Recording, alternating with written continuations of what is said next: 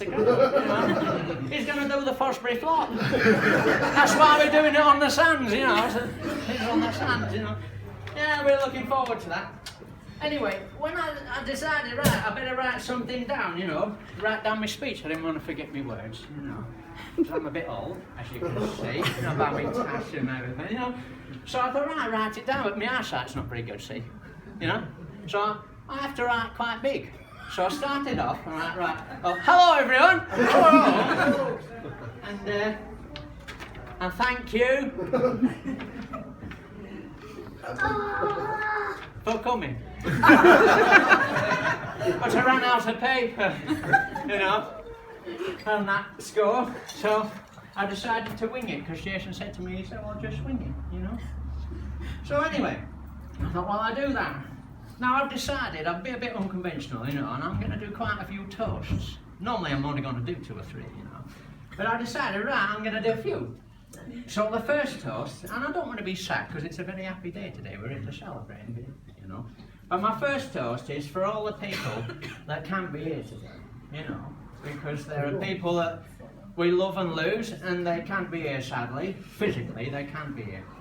But, you know, when I look around the room, and especially when I look at Jason here, you know, I don't know how he's done it, but he seems to have become a carbon copy of my dad. You know? I don't know how that happened. You know, we've all had that argument, haven't we? Everyone here, you have an argument one day with your parents, and you say, oh, I'm never going to be like you, you know, when I'm older, I'm never going to be like you, I'm going to be totally different. But I'm sorry, but you won't be totally different, because you're going to end up the same, you know. That's what's going to happen, and it does, and it happens to you, and it happens a bit to me, and that, and when you sort of miss people and that, just look in the mirror. That's all you got to do, is look in the mirror, because you can see your mum and your dad staring right back at you, because genetically they're in you, you know, and they never leave you, and they're here today just as much as anyone else. So my first toast, if you can raise your glasses, is to all the people that we love who can't be here. So cheers, and without them we wouldn't be here. So cheers very much. Cheers. I don't want to get my moustache wet, you know, it's a bugger. It cost me quite a lot of money, you know. I'd have it groomed, you know, I'd have it groomed. So, right, on that respect, I'm just going to mention something about my dad, because I remember he used to like a drink, you know. Again, you know. And I remember on the odd occasion, the often occasion, he used to come on from the pub and I'd make him a cup of tea, because I was scared he was going to bloody hurt himself, you know. He couldn't make his own tea, it was that age, you know. So, and he always used to make himself a sandwich. And it was always the same, bread and cheese, you know, and he used to stand there like looking at me, looking over his sandwich and say, invariably he'd say, bread and cheese. You don't know you're bloody born. That was one of his phrase. And I've thought about that recently, and you know, it's quite true, you know, you think bread and cheese, you don't know you're born. I mean, he's quite philosophical, because it is really until you discover the simple things in life, like a simple thing like a bread and cheese sandwich, that you don't really understand that you're born. You know? It's only when you appreciate the simple things, like love, you know, that you start to realise that life is something really special, you know, and then you look at it in a different way. When you're in love and somebody loves you, you know, you look at life in a totally different way. So, on that respect, hold on a minute. What's going on? Where's my phone? No. I've lost my phone. Oh, what's this? Oh, look at that. I've got a Werther's Original in my pocket. Oh, I'll never forget my first Werther's. You know, I don't suppose you do as well. What? Me first? Yeah, I remember mine. It was my grandfather gave it to me. Yeah, cool. Yeah. I sat there in the chair one day, just playing with my toys, you know. And he said, hey, Sam, he said to me. He said, come here and suck this. And I did. And I'll never forget that, you know, that moment. Stay with me all my life, you know. Okay, but, you thought you loved it. But one more thing about love, you know, and about valuable things and simple things. You know, you can't buy love. You can't buy love. Paul McCartney, he wrote a song, didn't he, you know? Say you don't need no diamond rings, I'll be satisfied. Tell me that you want the kind of things that money just can't buy. I don't care too much money, I'm a tight-fisted, oh, the big phone's ringing. Oh, bloody hell, it's Lionel Richie. Lionel? Hello? Hello? No, not looking for you, no. He's always ringing me up. Because I used to work in the music business, you know. And I knew George Michael. And I lent him a tenner once, you know. He was very poor before he got going. I lent him a tenner. And a few years later, I saw him and he started to make a bit of money, you know. I said, hey, George, come here, you know. And I said, you couldn't give us back that tenner, could you? No, said that, you know me. You know, he said to me, sling your hook. Sling your hook, son. Sling your hook. I didn't give you a bloody tenner. So what did I do? I lost my rag. I kicked him in the shins. Wham! You know, he was on the floor. He said, oh, I'm never going to dance again. And I said, oh, you thank me for that one day, son. I'm thinking now. We're going back to Lionel. Oh, God, I'll tell you a quick story about Lionel Richie. I was out on the town one time. I was only young, you know, I used to work in the music business. I knew, you know. And I was walking along, looking on my phone, and I bumped into someone. It was this beautiful, dark, tall woman. And then I suddenly realised it was Lionel Richie. Lionel Richie dressed up in women's clothes, you know. I said, Lionel, what are you doing dressed up as a woman? He said, Giles Sampson, don't make a noise, you know. I tried to keep it quiet. I said, how long's it been going on? So it's only the third time I've done it, to be honest. I said, no, look, that's 3 times a lady, you know. 3 times a lady. I'm going to be quiet, I'm be careful. But lastly, I've got only one more story, because I don't want to brag, you know, I don't want to name drop, you know. But Karen Carpenter, do you remember Karen Carpenter? Oh, she was lovely, Karen Carpenter.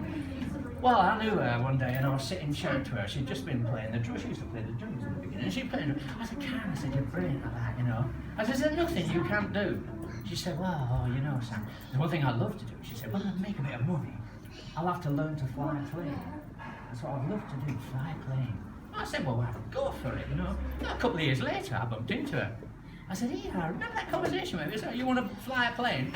She said, oh yeah, I did. I've got my pilot's license. I've done it. Oh, I said, that's fantastic. You know, I said, well, what's it like? You know, flying a plane, what's it like? She said, well, I look at clouds from both sides now. Anyway, that was that, you know. Went down like a little balloon. Yeah. So, the next toast, quickly, toast number 2, because we've got to go down the sands and sod about, you know, jump in the broom thing, isn't it? Is, we're going to toast everyone who is here. We're going to toast ourselves, you know. Because let's face it, Ant and Dec aren't here, are they? And Elton John's not here because they're not invited. Okay, but we're all here because we're all special.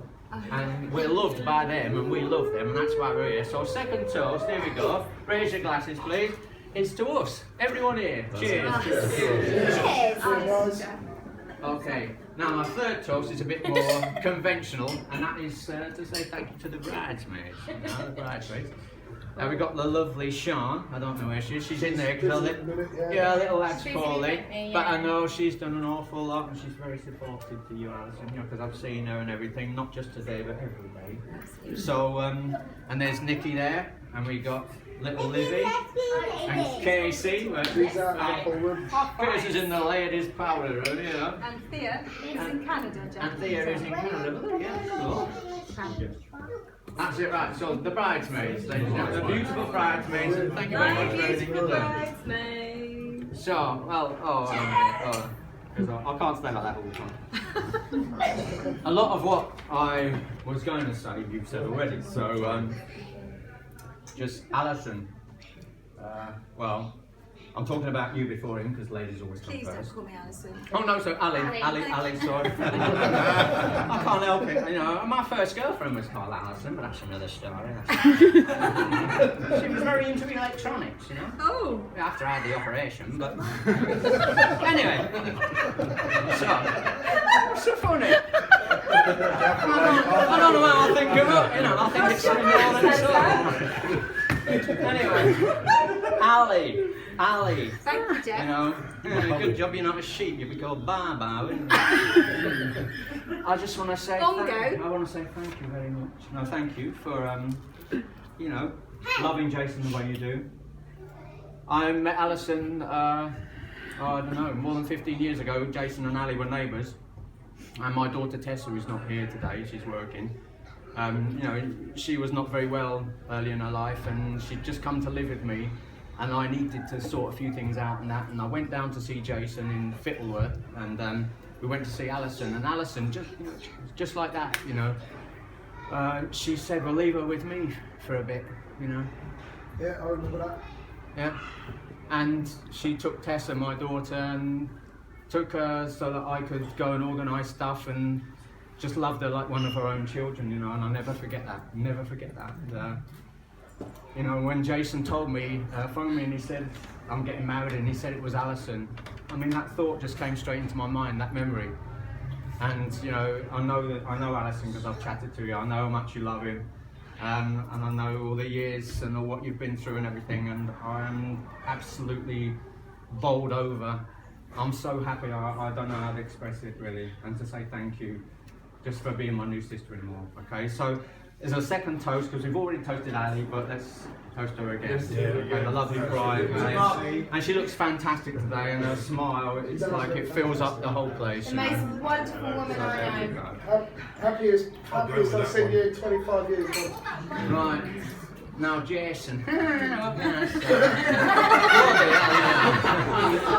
the guitar out. I'm going back in character, I'm sorry, I can't help it. You know, they say that love is blind. Well, love's bloody deaf and all.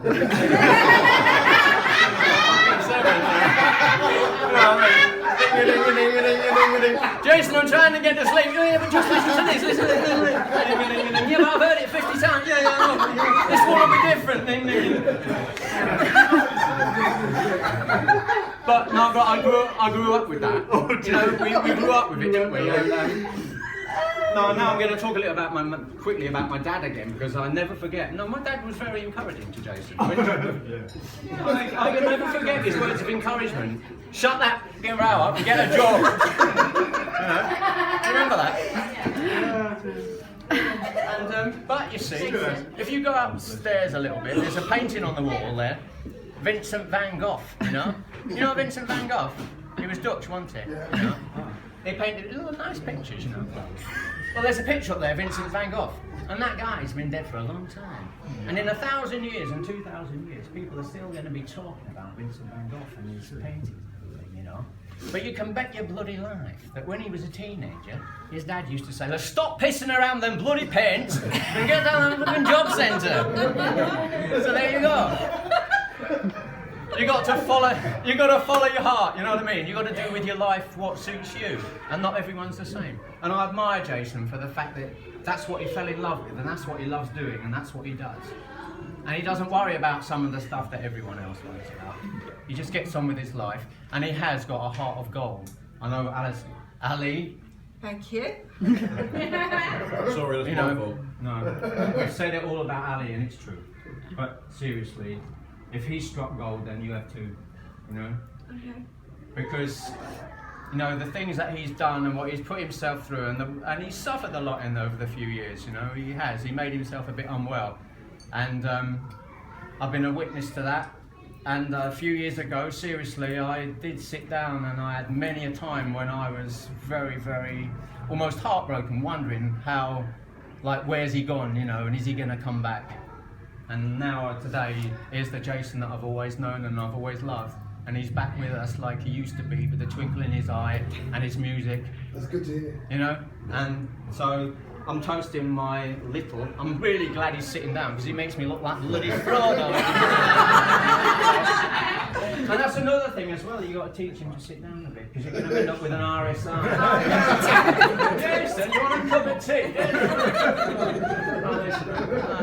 You're going to be off it. So that's my toast is to my lovely brother Jason. And all my other brothers as well. So the last one, I'm almost finished, is I've toasted you as an individual, and I've toasted you as an individual. But I want to raise one more toast, and that is to Mr. and Mrs. Harrison. Mr. and Mrs. Harrison. The married couple. Long may they reign, years of happiness and health. Was there a bit of lock in there at the church earlier? I'm standing. Yeah, but it was lock as well. Yeah, no. So that's standing. it. I'm done, and we can all go down the beach. Thank you.